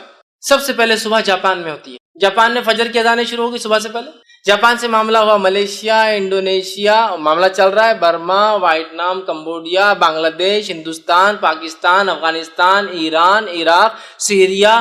پھر اس کے بعد آپ چلتے جائیے پورے یورپین کنٹریز، اس کے بعد UK، US. ابھی US میں ختم ہوا فجر کا معاملہ تو ادھر عشاء کا معاملہ پھر جاپان میں چالو ہوگا. معاملہ دن پلٹ گیا، پھر چالو ہو گئی. تو ایک گھڑی ایسی نہیں ہے جب محمد صلی اللہ علیہ وسلم کا نام لیا نہیں جا رہا ہے. اذانوں میں لیا جا رہا ہے، درس و تدریس میں لیا جا رہا ہے، کتابوں کے شکل میں پڑھ کے لوگ نام لے رہے ہیں، لوگوں کو ابھارا جا رہا ہے، مثالیں دی جا رہی ہے. مسلم لے رہا ہے، غیر مسلم لے رہا ہے، اچھائی سے لے رہا ہے، برائی سے لے رہا ہے، نام لیکن چل رہا ہے. دشمن کو تو کوئی پوچھنے والا اور پہچاننے والا بھی نہیں سوائے ہم کے ہمارے کہ کبھی کبھار سیرت میں ہم بول دیتے ہیں فلاں کٹر منافق تھا، کٹر مشرک تھا. تو گویا انہوں نے سمجھا اولاد کا لڑکوں کو ہونا نسلوں کو باقی رکھنے کی بجائے اللہ نے بغیر لڑکے کی بھی نبی کا نام خامت. ان نشانیہ کا ولبتر، تیرا دشمن بے نام و نشان ہے. اور ہو گیا دشمن بے نام و نشان. نبی کا نام لینے والے تو کروڑوں لوگ ہیں، بلینز میں لوگ ہیں جو نام کچھ نہیں تو اپنے بچوں کی نام کی شکل میں نام لے رہے ہیں. درس و تدریس ہے اور اذانیں دی جا رہی جس میں نام آ رہا ہے تو یہ بے نام. اب اس میں ایک بہت امپورٹنٹ پوائنٹ جو نکل رہا ہے وہ کیا ہے وہ بھی تھوڑا دیکھیں. بہت امپورٹنٹ پوائنٹ وہ کیا ہے؟ نبی کو ان کے لڑکوں کے انتقال پر مشرکین نے ستایا، بات صحیح ہے. اس پر اللہ نے آیت نازل کی، بات صحیح. گویا نبی خود اپنے لیے ایک لڑکا پیدا نہیں کر سکتے تھے. بہت امپورٹنٹ پوائنٹ ہے. یعنی اب اس کی یہاں کیا ضرورت ہے؟ بہت ضرورت ہے اس کی. آج ہم لوگ جب اولاد نہیں ہوتی ہے تو پتہ نہیں کہاں کہاں اولادیں مانگ رہے ہیں. جس سے بھی مانگتے ہو وہ امتی ہے، نبی تو نہیں ہے. جس سے بھی مانگتے ہو، ابراہیم علیہ السلام ہے 80 سال کے ہو گئے اولاد پیدا نہیں کر سکتے. زکریا علیہ السلام کے بال سفید ہو گئے اولاد پیدا نہیں کر سکتے. محمد صلی اللہ علیہ وسلم کو 3 لڑکے ہوئے، تینوں کو بچا نہیں سکے. بہت عبرت ہے اس واقعے. تو جب نبی اپنے لیے لڑکے پیدا، اور ظاہر سی بات ہے آپ سب نے بعد میں بھی کہا ہوا، آپ کو تیسرے کے بعد چوتھا کوئی لڑکا تو ہوا نہیں. تو نبی اپنے لیے کوئی لڑکا پیدا نہیں کر سکے. پیدا کرنا تو بہت دور کی بات ہے. جب نبی اکرم صلی اللہ علیہ وسلم کے بیٹے کا انتقال ہو رہا تھا، آپ مسجد نبوی میں تھے. روایت میں آتا ہے کہ لے کر آئے اور آپ کے بیٹے عبداللہ ہچکیاں لے رہے، مطلب موت کے قریب ہے. اور روایت میں کہ آپ کبھی عبداللہ کو دیکھتے اور کبھی آسمان کی طرف. گو ایک طرح سے گزارش ہے، التجا، اللہ یہ میرا لڑکا ہے. لوگ مجھے ویسے ہی 2 لڑکوں سے بہت تانے دیتے آ رہے ہیں. اب یہ میرا، اور امید بھی نہیں آگے مجھے اولاد ہوں گی، چونکہ آپ کو بیویاں تو بہت تھی لیکن اولادیں کہاں ہوئی آپ کو دوسرے بیویوں سے؟ حضرت خدیجہ کے اولادیں کہاں ہیں آپ کو؟ صرف یہ 3 کا ہے. سمجھ رہے آپ بات کو؟ لڑکیاں تھیں تو آپ کو اولادیں بھی نہیں دیگر بیویوں سے، اتنے ازواج سے. تو آپ کو لگ رہا ہے کہ اب اولاد نہیں ہوں گی، اللہ اس کا کیا ہوگا؟ آسمان کو دیکھتے اور اسی حالت میں عبداللہ نے جو ہے ہچکیاں لے کے دم توڑ دیا. تو اپنے بیٹے کو بچا نہیں سکتے. پیدا کرنا زندگی سے دور کی، اور اللہ ہم پر رحم کرے. پتہ نہیں کون کون ہمارے پاس اولادیں دے سکتا ہے. چوائس کی اولادیں بھی دے سکتا ہے. لڑکا چاہیے، لڑکی چاہیے، 2 لڑکے چاہیے، 3 لڑکے چاہیے، سب چوائس. جس سے مانگا جا رہا ہے امتی ہے، جس امت کا نبی خود اپنے نفس کے لیے لڑکا پیدا نہ کر سکا، لڑکے مر رہے تو بچا نہ سکا، جس کتاب نے، قرآن نے ابراہیم علیہ السلام و زکریا کے تعلق سے کہا کہ گڑا رہے اپنے رب سے کہ اللہ میرا مشن آگے کیسے چلے گا، لڑکا نہیں ہوگا، تو کیا کوئی امتی اولاد دے سکتا ہے؟ بتائیے دے سکتا ہے؟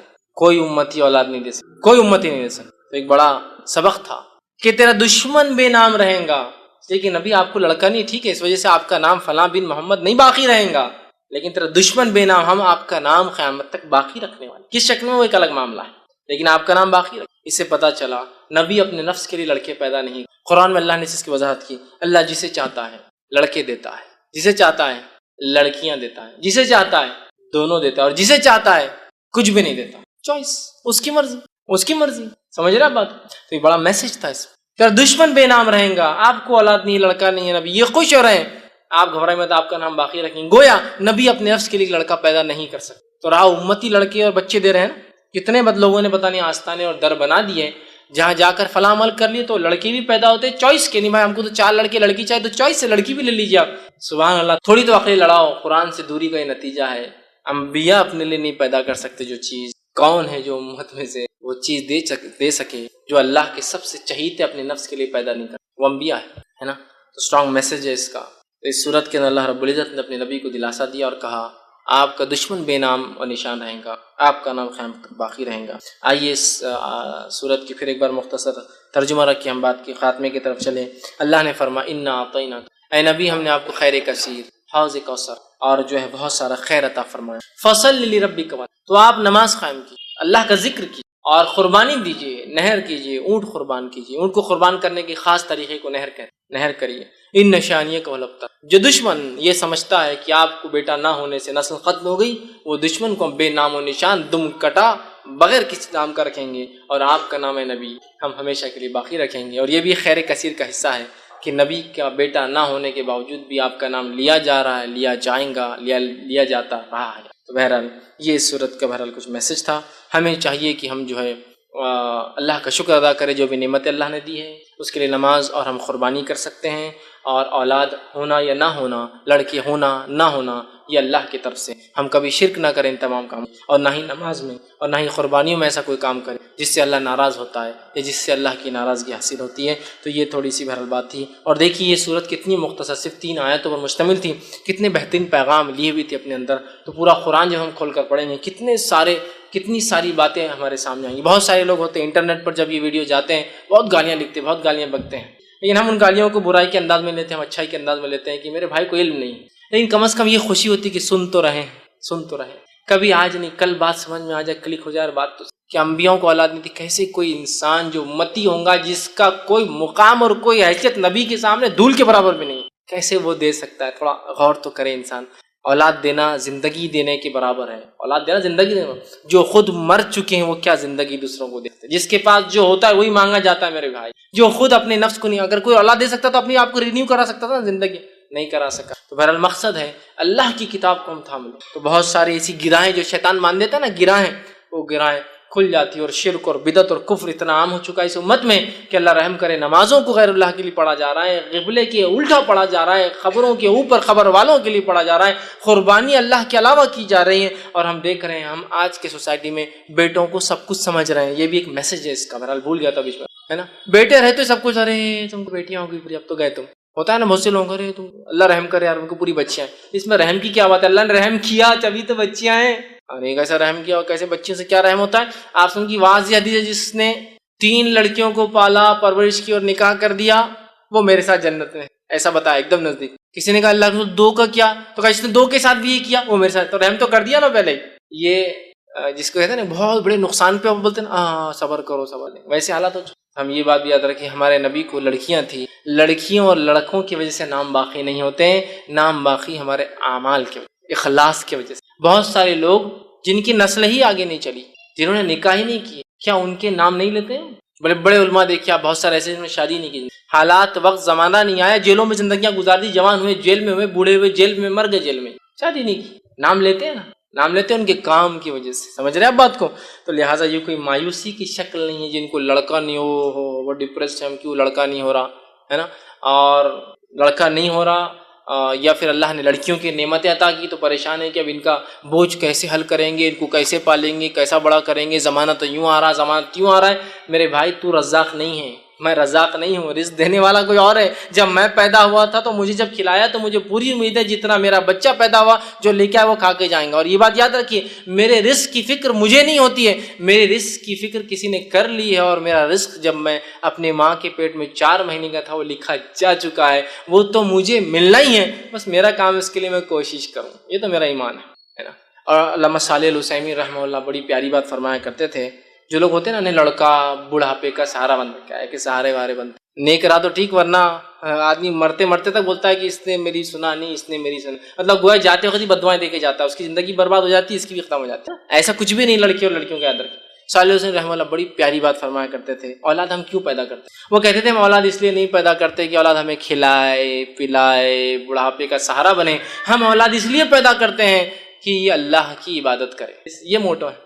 تو لڑکی بھی کرتی ہے اور لڑکا بھی کرتا اللہ ہے نا، تو یہ مشن سے کوئی رہ کہ اللہ دینے والا ہے، لڑکیاں دے لڑکا دے، جو دیا نہیں۔ اچھا جس کو نہیں ہے وہ کیا بول رہا، اللہ کچھ بھی دے تو چلتا، جس کو لڑکیاں دے تو نہیں اللہ ایک آدھ تو لڑکا ہونا چاہیے، جس کو ایک دے دیا اللہ 2 ہو گئے تو جوڑی ہو جاتی نا، اکیلا جو ہے پریشان رہتا، 2 ہو گئے تو اللہ 3 ہو گئے زیادہ اچھا رہتا نا، اگر ایک آدھ اس میں سے کچھ ہو گیا کر گیا تو مطلب سیف سائڈ اسٹیپ نہیں ہونا پھر ان کو۔ اب 3 ہو گئے تو نہیں اللہ 4 ہو گئے تو 2 جوڑی برابر ہو جاتے ہیں، مطلب ناشکری کی تو حد شروع سے لے کر آخر تک ہے ہماری، نہیں ہے تو ناشکری، کچھ تو بھی دے دیا اللہ چلے گا، دے دیا تو ناشکری کہ ایسا اور ویسا کیوں دیا، چوائس اس میں کہ نہیں اللہ پہلا کم از کم لڑکا ہو جائے، دوسرا کچھ بھی ہو چلتا، کم از کم فرسٹ شاٹ میں اپن کامیاب ہو جاتے، نیکسٹ دیکھا جائے گا لڑکی ہو تو پھر چل جائیں گا، کم از کم ایک لڑکا ہو جائے تو تسلی تو ہو جاتی ہے نا۔ ایسا کچھ بھی نہیں یاد رکھ، کچھ بھی نہیں، لڑکیاں ہیں تو بہت مشکل ہوں گی، لڑکے تو بہت آسانی، کچھ بھی نہیں ہے۔ لڑکیاں رہی تو لڑکیاں کیا نعمت ہے میں بتاتا ہوں آپ کو، کہ آپ اپنے کمرے میں ہیں، ماں باپ آپ کو بڑے لڑکے ہیں ماشاءاللہ، لڑکا بازو کمرے میں رہتا اپنے بیوی کے ساتھ، آپ بوڑھے ماں باپ ہے، لڑکا بازو کمرے، آپ یہاں کھانس رہے، آپ کو بخار ہے، آپ کو زکام ہے، آپ کے پڑوس میں بیٹے کو نہیں پتا ہے، لیکن ایک امریکہ میں لڑکی بہاری آپ نے، اس کو پتا ہے کہ ماں باپ رات میں کھانس رہے ہے نا، اس کا فون آتا صبح، کیا ہوا امی، آپ نے کہتے تیرے بہت کھانسی ہے، اس کو نہیں پتا، اس کو پتا۔ لڑکیاں اتنی فکر مند ہوتی، سمجھ رہے ہیں آپ بات کو، وہاں سے فکر ہے اس کو کہ ماں باپ کا یہاں انڈیا میں کیا چل رہا ہے، وہاں سے فون چل رہا ہے، پڑوس میں بیٹا اس کو نہیں پتا کیا ہو رہا ہے نا۔ ایسا نہیں ہے، اولاد جو بھی اللہ نے دی ہو، لڑکی ہو لڑکیاں ہو، فکر مت کیجیے اس معاملے میں، اچھی تربیت کیجیے، اپنے مشن کو حاصل کر لیجیے کہ یہ ہے کہ ہمارے بچے اللہ کی عبادت کرنے والے بن جائیں، باقی کوئی مسئلہ نہیں، آپ سکسیسفل ہیں، ٹھیک ہے، آپ کی نسل یہاں ختم ہوگی، کوئی مسئلہ نہیں، اللہ نے آپ کے لیے پسند کیا تھا، معاملہ ختم، ڈسپیوٹ ختم ہو گیا ہے۔ اللہ کی ایسی کچھ نعمت ہے جن پہ ہمارا کوئی اختیار نہیں چلتا ہے، تو کیوں اس پہ ڈسپیوٹ کر کے اور جھگڑا کر کے فائدہ ہے نا؟ نہیں، اس کا یہ آپشن ہو سکتا ہے، کوئی آپشن نہیں ہو سکتا اس کا، یہ اللہ کی مرضی، جو دینا چاہیں گا جس کو اور جتنا دینا چاہیں گا دیں گا، نہیں دیں گا اس کی مرضی ہے۔ آپ دیکھیے بہت سے بڑے شاہان بادشاہ، کیا پیسے کی کمی ہے ان کو، کیا پیسے کی کمی ہے بتائیے مجھے، وہ 50 سال بعد ایک آدھ بچہ ہوگا، بس ایک ہی اولاد ہوئی ان کو، سب کچھ ہے، بیویوں کی لاتعداد، ان کی نان مسلم کی بات کر رہا ہوں، کوئی حد بھی نہیں ہوتی شادی میں، اولاد۔ جاپان کا جو کنگ ہے اس کو اولاد ہی نہیں، پریشان، کتنی شادیاں کر لی اب تک، ایک اولاد ہوئی تو پورا جاپان خوش ہو رہا تھا، 50 سال کا ہو گیا تو اولاد ہوئی، کوئی تو وائرس ملا، سمجھ تو پیسہ ہے۔ دیکھیے اب ہم سوچ رہے ہیں رزق کی کمی نہ ہو جائے نا، دیکھیے ہاں مال دولت ہے، اولاد یہ اللہ کی نعمت ہے، اللہ جس کو دینا چاہتا دیتا ہے، نہ دینا چاہے نہیں دیتا ہے۔ نبی اکرم صلی اللہ علیہ وسلم خود اللہ نے لڑکے نہیں دیے، تو لڑکے ہونا نہیں ہونا یہ نعمت، مطلب اچھائی برائی دونوں چیز کی ہوتی ہے، لیکن کوئی بھی انسان لڑکیوں کی پیدائش پہ غم نہ منائے، برا نہ سمجھے، اس لیے کہ خود نبی اکرم صلی اللہ علیہ وسلم کو اللہ نے لڑکے نہیں دیے۔ اگر لڑکے کا ہونا ہی خیر کی اور اچھائی کی علامت ہو تو اللہ اپنے نبی کو کبھی بھی اس خیر سے محروم۔ بہرحال خیر یہ چند باتیں تھی جو اس صورت کا میسج تھا، ہمیں چاہیے کہ ان چیزوں کو لے قرآن کا مطالعہ کرے، تاکہ بہت ساری باتیں کھلتی ہے، شیطان جو گرہ باندھ دیتا ہے، دور کرتا ہے ہدایت سے، وہ بھی ہم راستے پر آتے ہیں اور صحیح چیز کو ہم سمجھ پاتے ہیں۔ اللہ رب العزت سے آخر میں دعا ہے کہ اللہ سبحانہ وتعالیٰ جو کچھ کہا سنا گیا اس پہ عمل کی توفیق عطا فرمائے، ہم تمام کو یا اللہ جو ہے ہمیں بھی جو ہے خیر کثیر عطا فرما، ہم تمام کو جو ہے نمازی بنا، اور ہم تمام کو جو ہے صرف خالص تیرے لیے نماز اور قربانی کرنے والا بنا، اور ہم تمام کو جو ہے ایسے کام کرنے کی توفیق عطا فرما جس کام کی بنیاد پر ہمارے جانے کے بعد بھی ہمارے ثواب کا جو ہے معاملہ جو ہے چلتا رہے، جب تک ہمیں زندہ رکھ، اسلام اور ایمان پر زندہ رکھ، خاتمہ ہمارا ایمان پر ہو۔ آخر دعوانا الحمد للہ رب العالمین، سبحان ربک رب العزت عما یصفون وسلام علی المرسلین والحمد للہ رب العالمین۔ بسم اللہ الرحمن الرحیم، الحمد للہ رب العالمین، والصلاة والسلام علی خاتم النبیین والمرسلین، رب اشرح لی صدری ویسر لی امری واحلل عقدۃ من لسانی یفقہوا قولی۔ میں قربانی کون سے موقع پہ کرنا چاہیے اور کون سے جانوروں کی کرنا چاہیے، اس کی وضاحت کی۔ بھائی نے ایک سوال کیا کہ قربانی کون سے موقع پہ کر سکتے ہیں اور کون سی جانوروں کی کر سکتے ہیں؟ دیکھیے قربانی جو ہے یہ خاص لفظ ہے، ذبیحہ ایک لفظ ہے جو ہم عام ذبح کرتے ہیں، کوئی بھی جانور جو ہم کھانے پینے کے لیے استعمال کرتے ہیں۔ قربانی خاص لفظ ہے جو اللہ کا قرب حاصل کرنے کے لیے انسان جس جانور کو ذبح کرتا ہے اس کو قربانی کرتا ہے۔ ذبیحہ تو ہم روز کرتے ہیں، کھانے پینے کے لیے کرتے ہیں۔ بھائی کا سوال ہے قربانی کب کب کی جا سکتی ہے؟ ایک تو قربانی کی جا سکتی ہے عید کے لیے، بقرعید کے لیے، جو کہ 4 دن ہوتی ہے، یوم النحر 10 ذی الحجہ، اور اس کے بعد ایام تشریق 3 دن ہوتے ہیں اس کے بعد، تو گویا 10 ذی الحجہ، 11 ذی الحجہ، 12 ذی الحجہ اور 13 ذی الحجہ، یہ 4 دن۔ اس کے علاوہ انسان نظر مانا وہ قربانی کر سکتا ہے، مثال کے طور پہ منت جس کہ اللہ فلاں ہوں تو فلاں کو، جیسا اس صحابی نے ایک منت مانگی تھی نظر کہ فلاں جگہ وہ قربانی کریں گے، وہ صحیح مسلم کی روایت تھی، تو منت یا نظر کی قربانی کی جا سکتی۔ اسی طرح شکرانے میں بھی قربانی کی جا سکتی کہ اللہ کوئی نعمت عطا کر دے، شکرانے میں وہ کرتے، جیسے کہ اولاد کی نعمت اللہ نے عطا کی تو عقیقہ کیا جاتا ہے، یہ شکرانے کے طور پر ہے، ٹھیک ہے، کہ ایک نعمت اللہ نے دی اور ہم اس کو جو ہے ذبح کریں تو شکرانے کے طور پر ہو سکتا ہے۔ عقیقے کا معاملہ ہو سکتا ہے، عقیقے میں یہ بہرحال یہ واجب ہے، کرنا چاہیے، تو شکرانے کے لیے ہو سکتا ہے، عقیقے کے لیے تو عید کے لیے آپ کر سکتے ہیں، اسی طرح نظر کے لیے آپ کر سکتے ہیں، عقیقے کے لیے آپ کر سکتے ہیں، شکرانے میں آپ جو ہے قربانی یہ بہرحال کر سکتے ہیں۔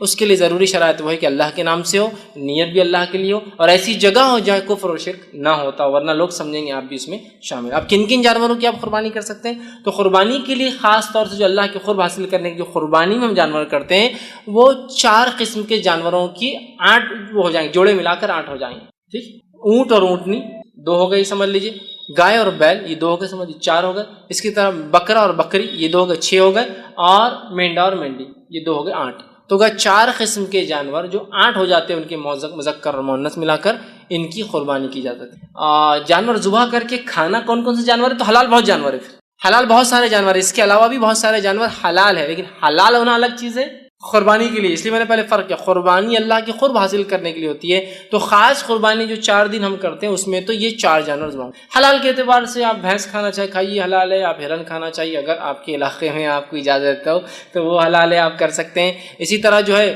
گھوڑا آپ کھا سکتے ہیں، گھوڑا بھی حلال ہے یاد رکھیے، لیکن اب اس سے آپ بہت زیادہ پریشان مت ہوئیے، حلال ہے، لیکن ہمارے پاس چونکہ اکثریت یہ جانتی نہیں ہے اور یہ بہت عجیب و غریب مسئلہ بن جاتا ہے اگر کوئی بیان کرے تو، لیکن گھوڑا جو ہے ایک ایسا جانور ہے جو حلال ہے اور اس کو کھایا جا سکتا ہے۔ اسی طرح جو ہے جنگلی گدھا آپ کھا سکتے ہیں، اور شہری گدھا بولے تو یہ گدھا جو ہوتا ہے، شروعات کے دور میں اللہ کے رسول نے اجازت دی تھی گدھوں کی، لیکن بعد میں کہا کہ جنگلی گدھا حلال ہے، اور شہر میں جو چلتے چھوٹے گدھے ہوتے ہیں نا یہ بہرحال ہمارے لیے حلال ہے۔ بہرحال ایسے بہت سارے اور بھی جانور ہیں، تو حلال کی طرح سے مچھلیاں ہیں تو پوری حلال ہے، وہ ایک الگ قربانی کے لیے، لیکن یہ 4 جانور کھانے کے اعتبار سے، حلال کے اعتبار سے بہت سارے، بہرحال اس میں سے آپ جو چاہے وہ کھا سکتے ہیں۔ اس نے ایک سوال کیا کہ ابراہیم علیہ السلام نے بھی اولاد ہونے کے لیے منت مانگی تھی، کیا یہ بات صحیح ہے؟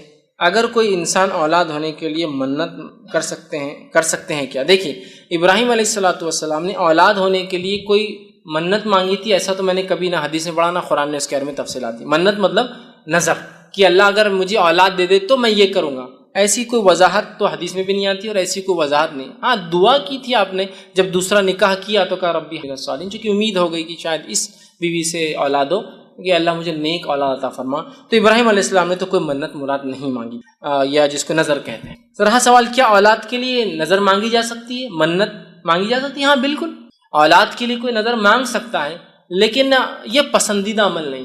آپ صلی اللہ علیہ وسلم نے فرمایا اللہ تعالیٰ نظر کے ذریعے، منت کے ذریعے، کنجوس جو پیسے نہیں خرچ کرتا پیسے خرچ کرواتا ہے، جو آدمی عبادت نہیں کرتا اسے عبادت کروا لیتا ہے۔ سمجھ رہے؟ نظر مانگے تو پورا کرنا واجب ہے، لیکن نظر مانگنا بذات خود پسند نہیں کیا گیا، اللہ کے رسول نے پسند نہیں کیا اسے، کہا کہ کنجوس جو خرچ نہیں کرتا نا اللہ نظر کے ذریعے خرچ کرا لیتا اس سے، اور جو عبادتیں نہیں کرتا اللہ نظر کے ذریعے کرا لیتا اس سے۔ لیکن نظر مانگے تو پورا کرنا واجب ہے، یہ بات یاد رکھیے، لیکن نظر مانگنا اپنی ذات سے خود کوئی پسندیدہ عمل نہیں کہ آپ نے بہت پسند کیا کہ مانگو۔ سمجھ رہے آپ دونوں میں فرق؟ تو لہٰذا اولاد کے لیے نظر آپ مانگ سکتے ہیں، بالکل حلال اور جائز ہے، صحیح بات سمجھ، لیکن کوئی پسندیدہ عمل تو نہیں، اس لیے کہ ہم کیوں اپنی عبادتوں کو خاص کریں کہ ایسا ہو تو ہی میں ایسا کروں گا، لیکن اگر مانگے تو کرنا پڑیں گے۔ اے اللہ فلاں مسئلہ ہوگا تو 2 روزے رکھوں گا یا رکھوں گی، 10 مسکینوں کو کھانا کھلاؤں گا یا کھلاؤں گی، اور جو ہے تیرے گھر کی جو ہے زیارت کر کے مطلب جو ہے عمرہ کر کے آؤں گا یا آؤں گی، یہ نظریں ہو سکتی ہے، یا جو ہے کسی مسکین کو 2-4 ہزار روپے اللہ دیو فلاں چیز دوں گی یا دوں گا، بالکل جائز مانگ سکتے، کوئی مسئلہ نہیں، پسندیدہ نہیں ہے لیکن بالکل حلال ہے، آپ مانگ سکتے۔ تو اگر اولاد نہیں کسی کو تو بالکل اللہ سے نظر مانگ سکتا ہے، لیکن نظر مانگنے کا پورا کرنا ضروری ہے، اور اتنی بڑی نظر مت مانگ لیجیے کہ بعد میں خود پچھتا ہے۔ جیسے خاتون نے بازار کہا ہم نے نظر مانگی تھی بچہ پاس ہو گیا تو کیا، وہ بھی کیا پاس ہو گیا 12th، ایسا بھی نہیں کوئی IAS ایگزام یا UPSC اور MPSC میں پاس ہو رہا تھا، وہ 12th میں. اور نظر کیا ہے سنیے آپ, 1000 روزے 12ویں کے لیے. اگر 1000 تو مطلب first year, second year, third year اور MBBS اگر کر رہا تو پھر تو 1000 کے حساب سے 5,500 روزے ہو جائیں گے 5.5 سال. یہ کوئی طریقہ ہے مطلب یہ روزے کی اتنے روزے ہوتے تو نہیں. بولے ہم کنفیوز تھے کہ 1000 روزے مانگیں گے 1000 نمازیں مانگیں. چلو 1000 روزوں کو چھوڑ دیتا ہوں, 1000 نمازوں پہ آتے ہیں. 1000 رکعت نماز کس کو بولتے ہیں؟ دن بھر میں صرف 17 رکعت اللہ نے فرض کی ہے. فجر کی 2, ظہر کی 4, عصر کی 4, مغرب کی 3 اور عشاء کی 4. یہ 17 رکعت ہوتی فرض. 1000 رکعت مطلب اگر ڈیلی 17 اور واجب الوتر ملا کے ہم 20 کر لیتے ہیں تو وہ 20 کے حساب سے ڈیلی آپ لگائیے انہوں نے کتنی نمازیں مانگ لی, کتنی 1000 رکعت, کئی مہینوں کی نماز. یہ 30 دن کے اندر 600 رکعت پڑھتا ہے انسان, صرف فرائض پڑھے تو 2 مہینے کی نماز. کچھ مطلب یہ تو کہ میں نے کہا آپ مانگتے 2 رکعت 20 رکعت زیادہ, یہ کیا آپ نے مانگ لیا 1000 رکعت. آپ پورا کہاں سے ہوگا, فرائض پورے نہیں ہوتے جلدی ہم سے اور آپ نے 1000 رکعتیں مانگ لی. تہجد نہیں پڑھ پاتے 8 رکعت روز, ہم 1000 رکعتیں آپ نے مانگ لی. تو آپ نظر کو توڑیے. آپ تو بہرحال ایسی نظر مانگیے جس کو آپ پورا کر پائے. نہیں اللہ یہ فلاں مسئلہ ہو جاتا ہے, اور عورتوں کو تو بس دھکے پہ نظر چلتی, اللہ یہ ہوگا فلاں ہو گیا 10,000 روپے دے دوں گی. شوہر بول رہا ہے میں مر جاؤں گا, 10,000 کمانے کی طاقت نہیں ہے, اور تو بول دے کہ 10,000 روپے نظر دیں گے. پھر بعد میں نہیں اب کچھ تو سلوشن نکالو, حل نکالو, اس کے 10,000 روز کہاں سے نکلیں گا. نظر وہ ہو جو آپ کر سکتے ہو. اللہ 2 رکعت نماز, 10 رکعت نماز افورڈیبل ہے, کر سکتے ہیں. اللہ 2 روزے 3 روزے, چونکہ 30 روزے تو اللہ نے سال میں ہم پہ فرض کیے. 30 روزے سال میں, سمجھ آپ, سال میں 30 روزے یا 29 روزے, اور آپ 1000 روزے یا کچھ لوگ میں نے دیکھا 40 روزوں کی منت مانگتے چل.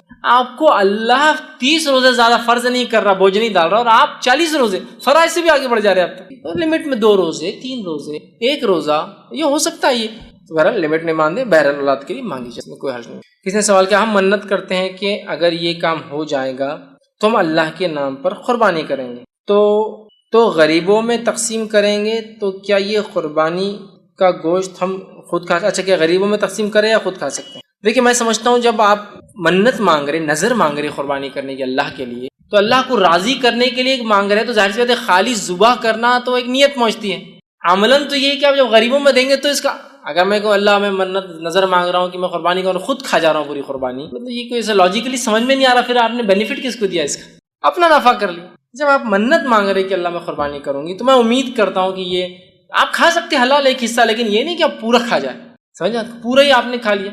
جب آپ نظر مانگ رہے ہیں تو آپ لوگوں کو دے, لیکن اگر آپ نے نظر مانگی اللہ میں قربانی کروں گا, اور اس کا گوشت کا آپ نے کوئی نظر نہیں مانگی کیا کروں گا, خود کھاؤں گا دوں گا, تو ایک الگ بات ہے. لیکن پھر بھی تقاضا تو یہی ہے جب آپ نے اللہ کے لیے کچھ, تو اس کے بندوں کو کچھ فائدہ ہو تو صدقہ دوں گا, کچھ فائدہ ہو تو الگ بات ہے. آپ خود بھی کھا سکتے, حرام نہیں ہوگا. لیکن میں یہ کہنا چاہ رہا ہوں کہ جب آپ نے قربانی کی تو اس کا فائدہ اگر غریبوں کو ہو تو میں سمجھتا اللہ راضی بھی ہوں گا. اور یہ کام ہونے کے بعد ہی کریں گے, ظاہر سی بات ہے نظر کی کوئی بھی چیز بعد میں ہوتی ہے, اور جب اللہ نے کوئی عطا کر دی کوئی چیز, تو میں تو سمجھتا ہوں لوگوں کو آپ کچھ عطا کرے, اللہ رب العزت خوش ہوتا ہے صدقات و خیرات سے. بہرحال حرام نہیں ہے, آپ خود بھی کھا لے تو, لیکن دینا چاہیے. ہاں کچھ کھائے اور کچھ دے, کچھ میں کوئی حرج نہیں. جیسا میں نے قربانی کیا, ایک حصہ رکھا 2 حصے بانٹ دیے, آدھا رکھا آدھا بانٹ دیا, لیکن دینا چاہیے تاکہ دوسرے بھی کھائے اور اس سے جو ہے اللہ تعالیٰ کی خوشنودی ہو کہ غریبوں کو فائدہ ہو. آپ نے بتایا کہ لوگ لڑکی ہونے پر ناراض ہو جاتے ہیں کہ لڑکی ہوئی, اس کی آپ نے ایک وجہ بتائی کہ بڑھاپے کا سہارا لڑکا ہونا چاہیے, لیکن جس کو لڑکے بھی ہے اور اس کو لڑکی ہوئی تو وہ بھی ناراض ہوتے. اس سے میں نے میرے تجربے سے اس کا ریزن یہ نکلتا ہے کہ اس کی شادی کروانا پڑے گی بڑی ہو کر. اور آج کل غیر قوم کا چھوڑیے, ہماری قوم میں جو گمراہ ہیں ان کا چھوڑیے, جو کتاب و سنت پر چلتے ہیں ان کا کرائٹیریا یہ ہے, آج معذرت کے ساتھ بولتا ہوں کہ ساری باتیں ہیں آپ کے پاس لیکن پیسہ نہیں ہے, تو وہاں بات آ کر اٹک جاتی ہے. اس لیے لوگ لڑکی ہونے پر ناراض ہو جاتے ہیں. جس کے پاس پیسہ ہے وہ ٹھیک ہے, لیکن جس کے پاس نہیں ہے وہ کیا کرے. بھائی نے ایک بہت اچھا پریکٹیکل سوال کیا کہ لڑکی پیدا نہ ہو, چاہے آپ جیسا میں نے کہا جس کو لڑکیاں تو ٹھیک ہے وہ تو پریشان, لیکن جس کو لڑکی ہے پھر بھی لڑکی تو پریشان, تو اس کی ایک وجہ بتانے ہیں کہ اس کی وجہ یہ ہے کہ لڑکی بڑی ہوں گی تو اس کی شادی کرنا پڑیں گی. اور جو سسٹم ہمارے پاس ہے مسلم اور غیر مسلم, پھر مسلمس کے اندر چاہے بدعتی ہو, چاہے مشرک ہو, چاہے توحید پرست ہو, سب کے پاس ان کا کہنا مسئلہ یہی ہے کہ پیسہ چاہیے ایٹ دا اینڈ, جو کہ لڑکی کی شادی میں خرچ کرنا پڑتا ہے, جو وجہ بن رہی لڑکیوں کی پیدائش روکنے کی اور نہ ہونے. میں کہوں گا واقع میں اور حقیقت میں مشرکین مکہ کے نزدیک جو بھی مسئلہ, ان کا پیسہ مسئلہ نہیں تھا, یہ ہم جانتے ہیں, ان کا مسئلہ عزت اور شان تھی. لیکن آج لڑکی کی پیدائش جو بوجھ سمجھا جا رہا ہے, وہ بوجھ سمجھنے کی ایک بہت بڑی وجہ میں بھی کہہ سکتا ہوں 90% سمجھ لیجیے وجہ ہو سکتی ہے, وہ یہی ہے کہ اس کے لیے پیسہ کہاں سے لائیں گے. پرورش کرو, پڑھاؤ لکھاؤ اور پھر شادی بھی کرو تو اس کے ساتھ, یہ بہت خطرناک مسئلہ ہے. اب کیا کیا جا سکتا ہے اس معاملے؟ ہم تو سمجھا کے تھک گئے، بول کے میں تو تھک جاتا ہوں. کبھی کبھار تو اتنا سخت بولتا ہوں کہ کچھ لوگ مجھے ملتے تو بولتے فیض بھائی اتنا بھی سخت نہیں دینا، تھوڑا سا اگر آپ تھوڑا کم بولے تو اچھا. آپ ڈائریکٹ اس کو حرام بول دیتے ہیں، رسموں کو حرام بول دیتے ہیں. میں اس لیے کہتا ہوں تم رسموں میں پیسہ خرچ کرواتے ہو، شادی میں پیسہ خرچ کرواتے ہو، آنے جانے کا بھاڑا ان سے لیتے ہو، ولیمے ان سے کراتے ہو. بہت سے لوگوں میں نے کہا ولیمہ لڑکی والے کر کے دیتے ہیں، تم سب کرواتے ہو. تو پھر میں کیوں نہیں بولوں گا ان چیزوں کو حرام جو آپ کو غلط چیز کی. ایک چیز جو غلط چیز کی طرف لے جاتی ہے اس کی پوری چین غلطی ہوتی ہے. آپ نے فرمایا نا کہ لعنت ہو شخص پر جو انگور لگائے. انگور لگانا حرام نہیں ہے، بس بازو شراب کا کارخانہ انگور چلے جائیں گی، اس نیت سے لگائے تو لعنت ہے. پھر لعنت ہو جو توڑے، لعنت ہو جو ٹرانسپورٹ کرے، لعنت ہو جو پیسے، لعنت جو پیک کرے، لعنت ہو جو بنائے، لعنت ہو جو سرو کرے، لعنت ہو جو بیچے، سب پر لعنت. اور لعنت ہو جو لکھے، 9 لوگوں پہ لعنت. شروعات جس سے بھی سب حرام.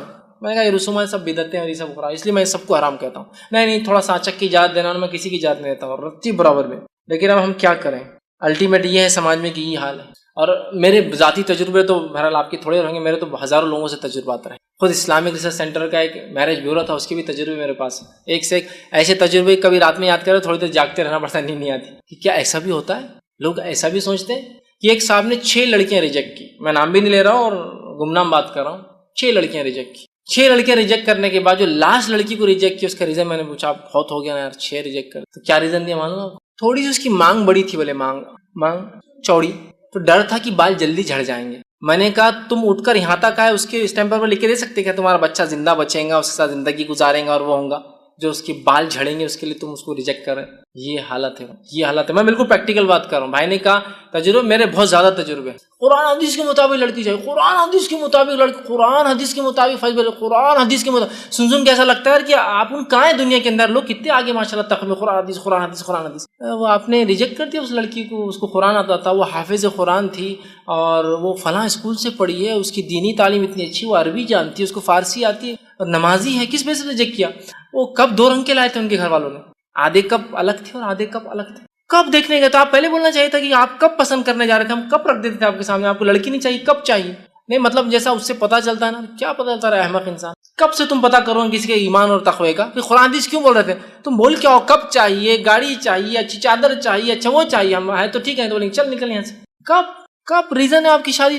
بہت برے حالات ہے بھائی. میں اس معاملے میں کیا کہوں اور کیا نہ کہوں، بس یہ حالت ہے. مسئلہ یہ ہے کہ جب میرے بیٹے کا نکاح ہے، میری بیٹی کا نکاح ہے سمجھ لی، تو میرا حال تو یہ ہے، بیٹی کا نکاح ہے نا میرے، بس فلاں بھائی نہیں وہ آپ کی بچی ہم کو پسند نہیں. نہیں کیوں پسند نہیں آ رہی صاحب؟ میری تھوڑا رنگ اس کا کم ہے، زیادہ رہتا ہے تو ابھی کر لیتے تھے. تھوڑا کم ہے کیا ہوا، اللہ نے بنایا، میں نے پرسنل مینوفیکچر تو نہیں میری، کچھ نہ کچھ تو ہوں گا نا اللہ کی طرف سے. تھوڑا رنگ زیادہ ہونا، بچی ماں کی ایسی ہوتی ہے نا، کر لیتے، باپ پہ چلے گی نا رنگ میں تو ذرا مشکل ہے. بھائی میری بچی ہے اس کا آپ کیوں نہیں کرنی، وہ تھوڑی سی ذرا صحت مند ہے. ہم کو ایگزیکٹلی 55 kg کی چاہیے، 55 کلو والی. آپ کی تھوڑی 58 کلو تک بھر جا رہی ہے. مرغی خریدنے جا رہے ہیں نا ویٹ کے حساب سے، آپ کی 58 ہو جا رہی، تھوڑا 3 kg ایکسس ویٹ ہو رہا ہے اس کا، تو میں نہیں لے سکتا. تو یہ قدموں میں گر رہا ہے شادی کرنا. تو یہ تو بات سمجھ میں آ رہی ہے کہ سماج ایسا ظلم کر رہا ہے اور یہ غلط. اب اس کی بیٹی سمجھو جیسے تیسے شادی ہو گئی، الحمدللہ. اب یہ نکل رہا ہے مرد اور عورت ساسوں سے جو بننے والے، کیا کے لیے؟ بہو تلاش کر. تب پرانے واقعات یاد رکھنا چاہیے نا، ہم نے کیسا ہوا تھا، وہ اپنی بچی کیسے ریجیکٹ کیے تھے لوگوں نے، اپن کتنے پریشان ہو گئے تھے، اپن نے اب دوسروں تک. اب تو بھی وہی دلدل میں اور کیچڑ میں پڑا ہوا ہے. پھر نہیں آپ کی بچی تھوڑی اگر گوری ہو تو ارے پھر ابھی اللہ نے تو کو چٹکے دیا اور ایک سہولت دیا، پھر وہی حرکت. تو میں نے اس لیے ایک لیکچر میں کہا تھا کہ جب عورتیں زیادہ کرتی، عورت جب داماد ڈھونڈنے کے لیے نکلتی ہے تو بھکاری کی شکل میں نکلتی. کوئی تو کر لے بھائی، میری بچی تھوڑی کم کلر کی ہے، تھوڑی زیادہ صحت مند، بھکاری. اور جب بہو ڈھونڈنے نکلتی ہے تو پھر کنگ رہتی ہے، کنگ. ریجیکٹ سب ریجیکٹ نہیں آتا. اور پھر شانہ کوا کہاں بیٹھتا، میں تو ہمیشہ بولتا ہوں جا کے، مجھے پتا ہے بھائی، مجھے بولنے کی شانہ کوا وہیں بیٹھتا ہے جا کے، مجھے پتا ہی کہ تو اللہ تعالیٰ نے ایسا نس پہ نشتہ دیتا. پھر اللہ تعالیٰ جا کر کے پھر وہ زندگی بھر بولتا ہے یار غلطی ہوئی، یار دینداری. اب چھوڑے چھوٹتی نہیں، بھاگے تو وہ وہاں برابر آ جاتی. جا تم بھاگے تو تم سے دور ہو سکتے نہیں. اب وہ ہاتھ پیر جو سماج بولتا بابا رکھو، تم نے کتنے لوگوں کو تکلیف دی، ان کے دل سے ہائے بدوائیں نہیں نکلیں گی کیا؟ تو یہ بھی ایک پریکٹیکل ایشو ہے. تو لیکن ریئل پریکٹیکل ایشو ہے کہ بچیوں کی پیدائش پہ جو آج ہم غم زدہ ہیں، اس کا ریزن یہی ہے پیسہ. ایک شادی کا واقعہ سنا تھا، ایک صاحب مجھے کہنے لگے، وہ ایک مہم چلاتے ہیں، اڑوپی کے رہنے والے، سعودی عرب میں جاب کرتے ہیں، لیکن وہاں ان کی مہم مشن چلتا ہے، اچھا مشن ہے. شادی میں کھانا نہیں ہونا حرام نہیں ہے، لیکن اچھا مشن ہے. میں بھی سپورٹ کرتا ہوں ایسے مشن، حرام نہیں ہے لیکن اچھا مشن ہے. چونکہ وہ بھی خرچے میں آتا ہے، بہرحال حرام نہیں لیکن اچھا مشن، انہوں نے ایک مشن بنا، وہ مجھے سنانے لگے، میں نے کچھ ایکسپیرینسز سنائی آپ کی، تو کہا میرا ایکسپیرینس یہ ہے کہ ہمارے ایک رشتہ دار تھے اور ان کی بچی کا جو ہے نکاح، وہ جو ہے ایک لڑکے کو رشتہ ہے انہوں نے نہیں دیا، دوسرے لڑکے کا رشتہ ہے دے دیا. ہوا یہ کہ شادی سے 3 دن پہلے وہ لڑکے والوں نے کہہ دیا کہ ہم کو یہ لڑکی پسند نہیں ہے. یہ تبھی کا واقعہ جب آپ کو پتا اڑوبی کا ایک واقعہ ہوا تھا، وہ چکن